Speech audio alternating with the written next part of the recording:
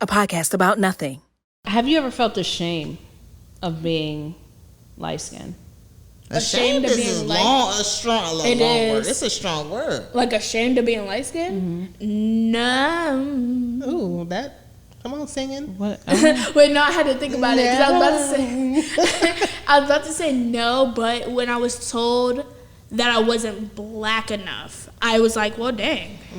But I don't even know if it was like ashamed because that is a strong word. It was like, well, like, dang, like I can't change that.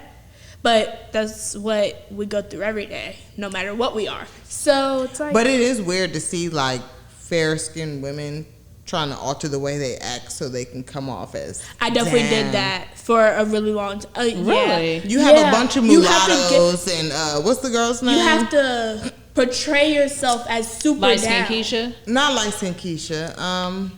She's a white girl, but everybody thinks she's a light-skinned black girl. Not Bhad Bhabie, the other one. Y'all know who I'm Woah talking. Vicky? Woah Vicky.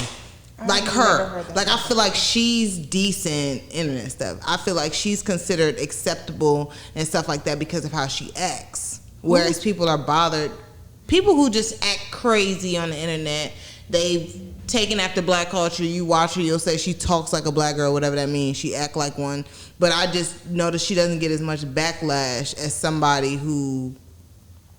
I'm just confused as to why Bhad Bhabie hasn't gotten any backlash. No, she does. That's how she blows. She deletes her Instagram all the time. Yeah, what? She gets backlash like once a week. Yeah, everybody talks she deletes her Instagram about all the time. How black she is. How she's trying to act black. But there's another girl, like literally wants somebody that she fought who I don't feel like gets the same attitude with Woah Vicky because of maybe where she grew up and how she grew up. Because Bhad Bhabie came on Dr. Phil. Like, you were this problem child, and then all of a sudden you grew up and you start, I'm talking different, you know. Your accent changed, everything about you changes, but then it's like somebody like Woah Vicky who she's gel down her edges and all this other stuff, and it's like, but she's down. No, because she definitely caught it. She definitely caught the heat, but it kind of died down because she caught it a while ago. She got it like when I was like in 8th grade. That's what I'm saying. Like it's not this. It's a random girl. I'll show you in a little bit. Yeah, show me because I don't know who we talking about. She's just somebody who's like been on the internet for a while, and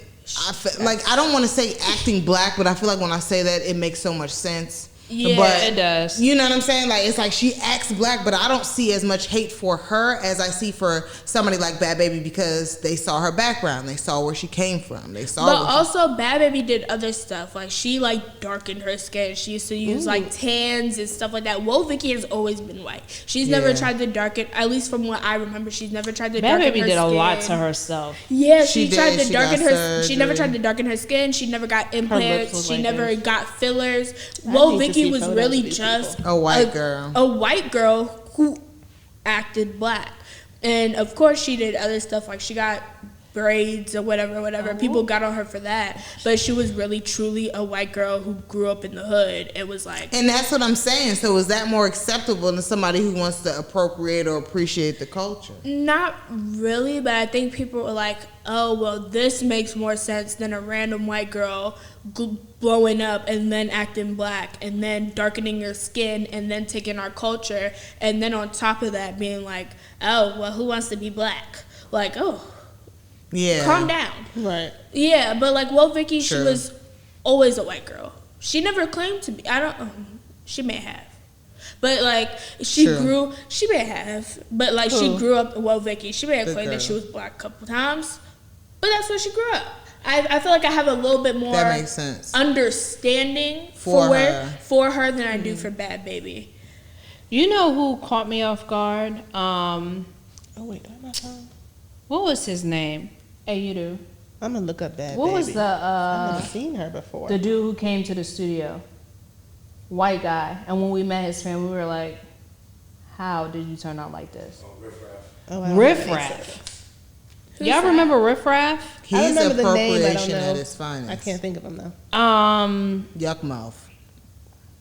White dude, but I don't even. He was on I Love New York. Yeah, but I wouldn't even consider him to act black. It was just he was a rapper. That was all. He reminds me of what they said Plies act like. Like everybody, I don't know if it's true or not. How they said Plies went to like he had his master's, got a PhD. He was so smart, but he just chose to be a rapper.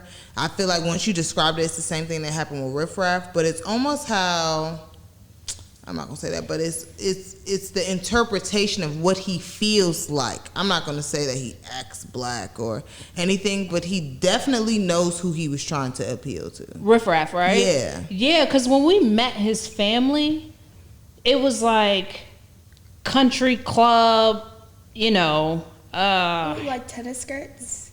Hey, Jimmy. Like, I don't even know. Like, oh my gosh. Like, it was, his sisters were like that. His mom was like a little old white lady that looks like she should be gardening. I don't know. That's cute. And then Riff Raff. And then you have Riff Raff, who is in the studio.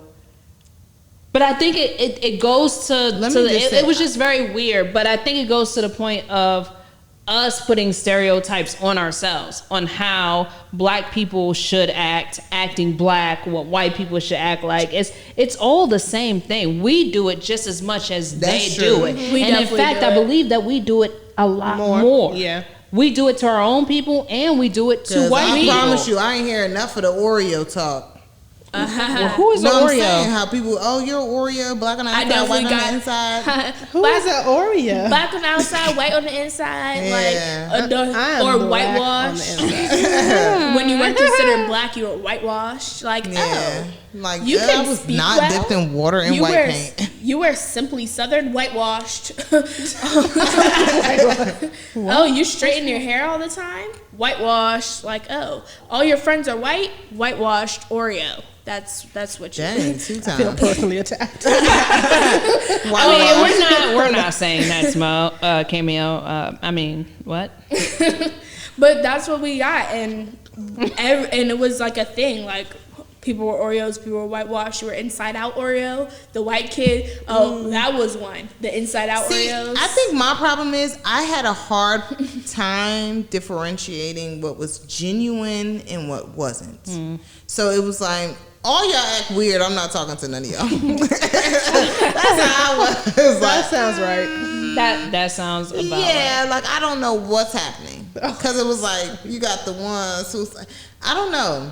Maybe because of who I paid attention to, what you think certain group or ethnic groups would be into, it was always like I saw the opposite. Like the goth people that I saw were usually black. They weren't white for me. But You get what I'm saying? Like the ones with the bell-bottom culture. pants from the hips to Really? the foot. They were black. Like they weren't always white. They weren't white for me. They were the. Wait, say that again? I said like the Gothic people. certain stereotypes. Like I had a hard time differentiating what was real and what was like a facade or what wasn't, or somebody just made up. Because certain groups you would get certain, like, yeah, I had the preppy white kids in the school. But like the goth people or the emo people, most of them were black for me. Like a lot of them with the, y'all remember them bell bottoms from Hot Topic? Yes, we do. With the ones with the long pants and the that chains and the deep pockets. Gots to be. I learned about that from a black boy. The gel that spikes your hair up. Where did you go? But you also have to remember, black people started those subcultures, and white people just colonized them. See, I don't know how else French to say braids it. from white people. Like, oh, that's interesting. I did too. Fact. French braids, like they With used the to one kill, braid going down? They used to kill it. I'm like, I want they used to do this. it quick too. Just like Yeah, like under braid. It's like y'all braid so different, but it's so nice. And their hair used to come out all crinkly, Yeah. and you do it, and your hair was like this. Stiff. You know how many times?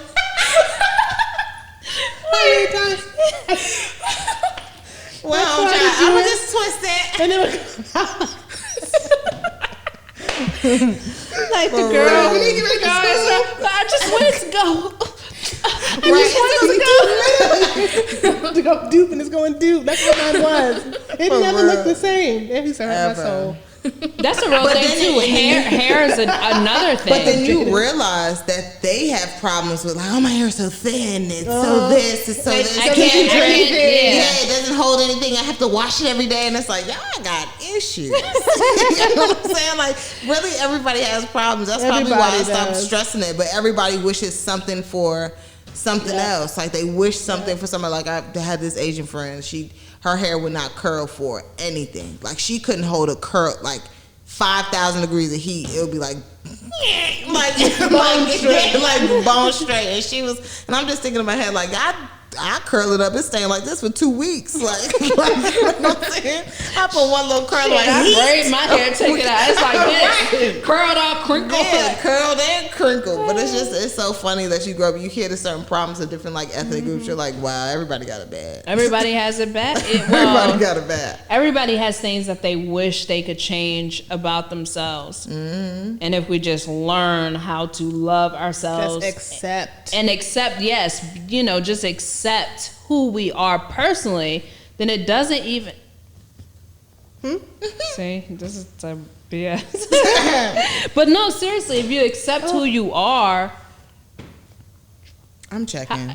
We're gonna cuss this off. If you were to accept who you are inside and out, then it literally doesn't matter what anybody says or what anybody thinks. And I just think as a people and as a culture, we have to learn how to be kind to one another.